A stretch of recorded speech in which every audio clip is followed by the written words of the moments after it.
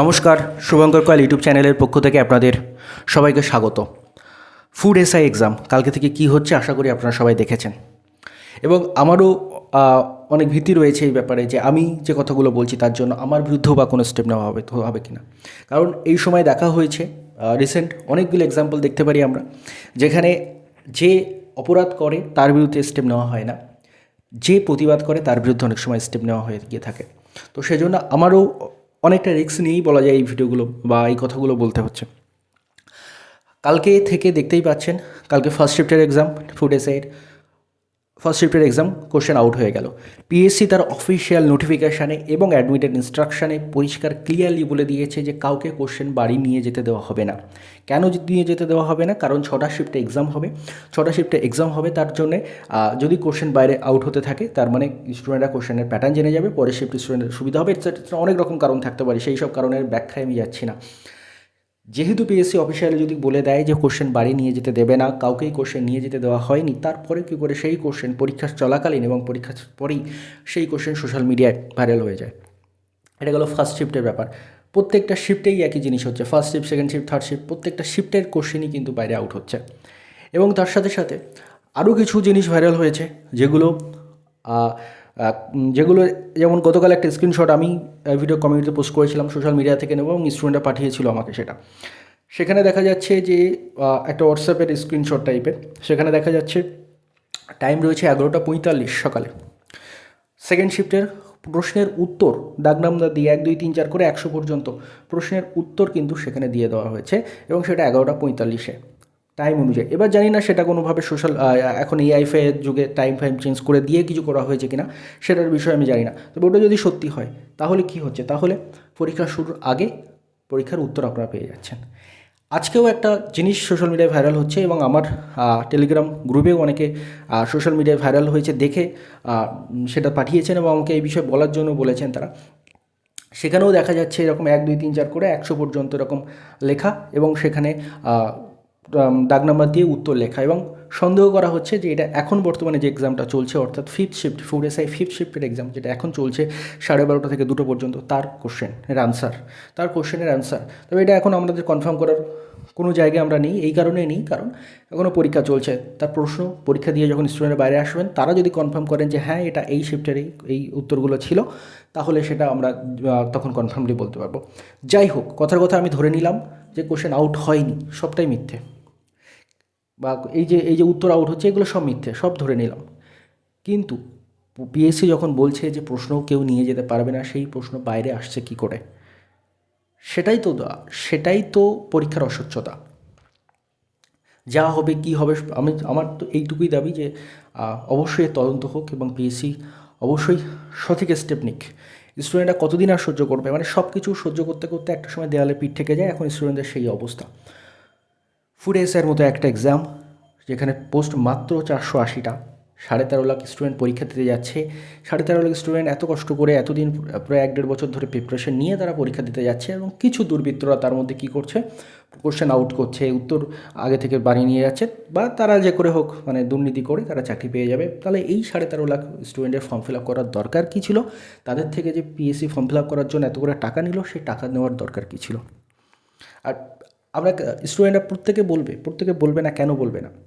এই যে পিএসসি যারা কর্তাধর্তা রয়েছেন তাদের যে বেতনটা যায় সেটা কোথার থেকে যায়? সেটা আমার আপনার ট্যাক্সের টাকা থেকে যায়। প্রত্যেকের বিরুদ্ধে আমাদের কথা বলার অধিকার আছে। আমরা আপনাদের অথরিটি দিয়েছি বলে আপনারা আমাদের উপর অথরিটি চালাচ্ছেন, কিন্তু ভুলে যাবেন না যে সমস্ত কিছু আমাদের স্টুডেন্টদের কথা বলার অধিকার রয়েছে, এবং স্টুডেন্টরা কথা বলছে।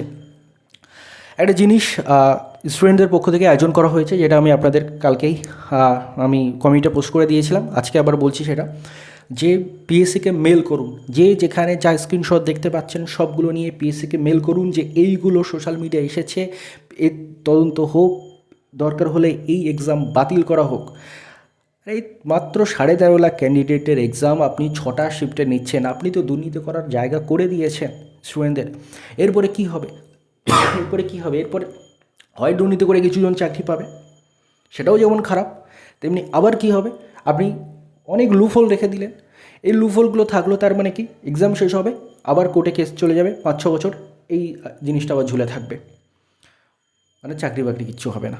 তো অবশ্যই আপনাদের এই বিষয়গুলো নিয়ে আমার যেটা মনে হয় স্টুডেন্টদের প্রত্যেকের কাছে আমারও অনুরোধ, যদি আপনার মনে হয় যে এক্সামে অস্বচ্ছতা রয়েছে, যদি মনে হয় যে কোশ্চেনগুলো সোশ্যাল মিডিয়ায় পাওয়া যাচ্ছে, যে উত্তরগুলো সোশ্যাল মিডিয়ায় পাওয়া যাচ্ছে, সেগুলো সেগুলো সেগুলো পিএসসির এই ফুড এসে এক্সামে অস্বচ্ছতাকে প্রমাণ করে, সেগুলো কোশ্চেন লিখকে প্রমাণ করে, যদি আপনার মনে হয়, আমি বলার এখানে কেউ নই, যদি আপনার মনে হয় নিজের স্বার্থে, অবশ্যই যা যা স্টেপ নেওয়ার নিন। কী স্টেপ আপনি নিতে পারেন? স্টুডেন্টদের পক্ষ থেকে একটা স্টেপ নেওয়া হচ্ছে বর্তমানে, পিএসসিকে মেল ক্যাম্পেইন করা হচ্ছে, কালকে থেকেই শুরু হয়েছে এটা। আমার টেলিগ্রাম চ্যানেলে সেই মেলের ফরম্যাট দেওয়া রয়েছে। টেলিগ্রাম চ্যানেলে জয়েন করবেন কী করে? এই ভিডিও ডেসক্রিপশানে দেখবেন টেলিগ্রাম চ্যানেলের লিঙ্ক রয়েছে, সেই টেলিগ্রাম চ্যানেল জয়েন করে দেখবেন টেলিগ্রাম চ্যানেলে একটা মেলের ফরম্যাট দেওয়া রয়েছে, সেখানে পিএসসির সমস্ত মেল আইডি দেওয়া রয়েছে। সেই ফরম্যাটটা কপি করে পিএসসির মেল আইডিতে মেল করুন। আপনার যা যা দাবি দেওয়া আপনি নিজের মতো করেও লিখতে পারেন, মেল করুন। দরকার হলে ফিজিক্যাল প্রোটেস্ট করুন, এবং প্রত্যেকটা ইউটিউবার থেকে শুরু করে ছোটো থেকে বড় সমস্ত কোচিং স্টুডিও থেকে শুরু করে যারা আছেন, এবং প্রত্যেকটা একদম প্রান্তিক এরিয়া থেকে হোক, কলকাতা থেকে হোক, একদম প্রান্তিক এরিয়া থেকে হোক, দার্জিলিং থেকে হোক কি সুন্দরবন থেকে হোক, প্রত্যেকে এগিয়ে আসুন, প্রত্যেকে প্রতিবাদ করুন। নইলে এই যে এটা যে ফুড এসে এক্সামে হলো, এইটা যে পরের এক্সামগুলোই হবে না তার কি গ্যারান্টি আছে? পরে মিসলেনিয়াস এক্সাম রয়েছে, বলে ক্লার্কশিপ এক্সাম রয়েছে, পর আইডিও নোটিফিকেশন আসতে পারে, সেখানেও যে হবে না। বা ডব্লিউবিসিএসে নিয়েও অনেকের মনে অনেক সন্দেহ রয়েছে, আবার যে ডব্লিউবিসিএস এরকম কিছু হবে না তার কি গ্যারান্টি রয়েছে? তার মানে কি আপনারা, আর যদি বলেন না আমরা দুর্নীতি করেই এক্সাম নেব, তাহলে সেটা অফিসিয়াল নোটিফিকেশনে জানিয়ে দিন যে আমরা দুর্নীতি করে এক্সাম নেব। আপনার যদি মনে হয় দিন, নইলে দেবেন না। সেটা আপনারা অফিসিয়াল ওয়েবসাইটে জানিয়ে দিন যে জেনুইনভাবে এক্সাম হবে না, আমাদের দ্বারা সম্ভব নয়, স্বীকার করে নিন। তাহলে স্টুডেন্টরা তাদের মতো করে ভাববে সেটা। আপনি মানে স্টুডেন্টরা কত দূরে দূরে পরীক্ষা দিতে যাচ্ছে, কেউ 40 কিলোমিটার, কেউ 50 কিলোমিটার, কেউ 100-150 কিলোমিটার দূরে গিয়ে এক্সাম দিতে যাচ্ছে। কী জন্য যাচ্ছে তারা? এত কষ্ট করে, এত খরচা করে তারা কী জন্য যাচ্ছে? বা এই যে ফর্ম ফিল আপ করলো, ফর্ম ফিল আপের টাকাটা স্টুডেন্টরা কিসের জন্য দিল? বা এতদিন ধরে যে পড়াশুনো করলো, কিসের আশায় পড়াশুনো করলো তারা? যে যদি আপনারা এরমভাবেই সব কিছু করেন, দায়িত্ব পিএসসিকে নিতে হবে, অবশ্যই দায়িত্ব পিএসসি নেওয়া উচিত। এবং আমি বলবো প্রত্যেকটা স্টুডেন্ট, যদি আপনার মনে হয়, নইলে আমি এরপরে আর ভিডিও এমনিও বানাবো না, আমিও বলবো না, কারণ আমি একা বলে আমার কী লাভ? যদি স্টুডেন্টরা মনে করেন আপনারাই করবেন, আপনাদের দেবে, আমার কিচ্ছু যায় আসে না। ফুড এসআই দুর্নীতি হলেও যায় আসে না, দুর্নীতি না হলেও যায় আসে না। তো আপনাদের যদি যায় আসে, আপনারা নিজেরা নিজেদের দাবি তুলুন, পিএসসিকে আপাতত মেল করুন, দরকার হলে ফিজিক্যাল প্রোটেস্ট করুন, এইটুকু আমি বলতে পারি।